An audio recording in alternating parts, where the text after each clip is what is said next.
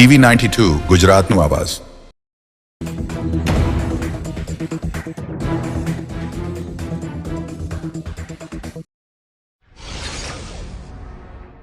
રાજકોટ જિલ્લાના ધોરાજી તાલુકાના નાની પરબડી ગામે જે અનુસૂચિત જાતિના દીકરાનું મર્ડર થઈ ગયું હોય અને હાલ મૃતદેહને પીએમ માટે સરકારી હોસ્પિટલ ખસેડવામાં આવેલ।